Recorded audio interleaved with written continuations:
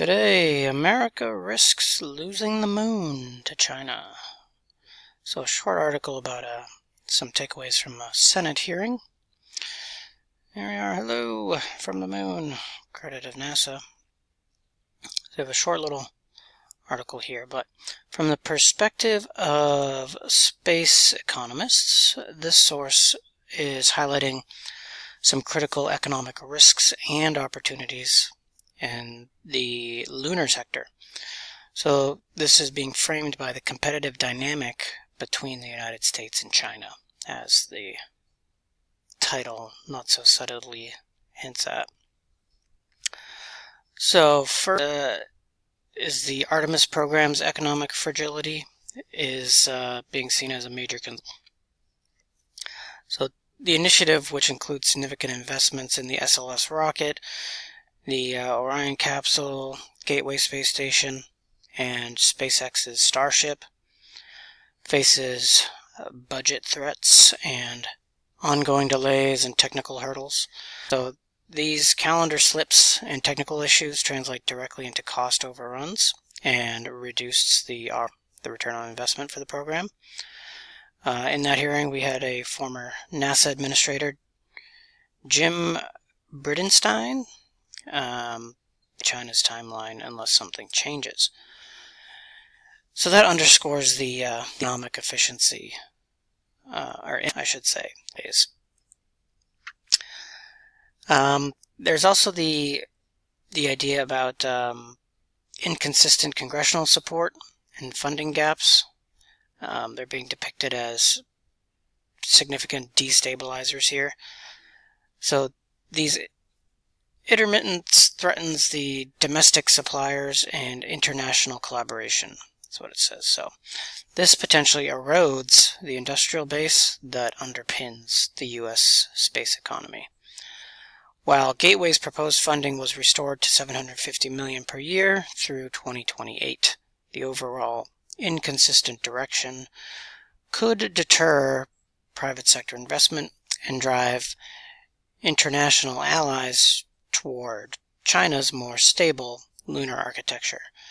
And that would represent a loss of future market share and economic influence that the U.S. would have. They contrast this starkly with China's lunar strategy, which is characterized by consistency and central planning. It's been described as, quote, an integrated grand strategy for the Earth-Moon system, end quote. So this predictable and coherent approach gives a stable environment for investment, research and development, and industrial growth, which allows China to make steady progress in its crew vehicle and its launch vehicle development. Now, from an economic standpoint, this consistency reduces risk for its domestic industry and any potential international partner. And that would offer a more reliable landscape if international partners are looking to make long-term strategic investments there. Consequences of losing the moon race are presented in this Senate hearing as substantial and far-reaching. They caution that such a loss would not merely be a strategic retreat, but it could cede influence over lunar governance, resources, and space economics for years to come. This implies a loss of control over the future economic frameworks and access to valuable lunar resources, which could become significant strategic assets.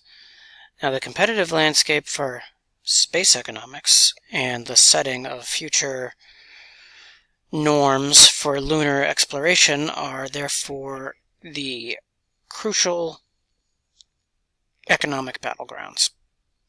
So, a quote-unquote Sputnik moment is explicitly referred to. So that highlights the fear of a geopolitical and economic setback that could have long-term implications for the U.S. and their leadership in the competitiveness of the space sector, and that the decisions made today regarding budget and program continuity will, quote, send lasting signals across the lunar surface and beyond. Now, that would directly impact future economic leadership in space. So we'll see how this one goes. That's all for today.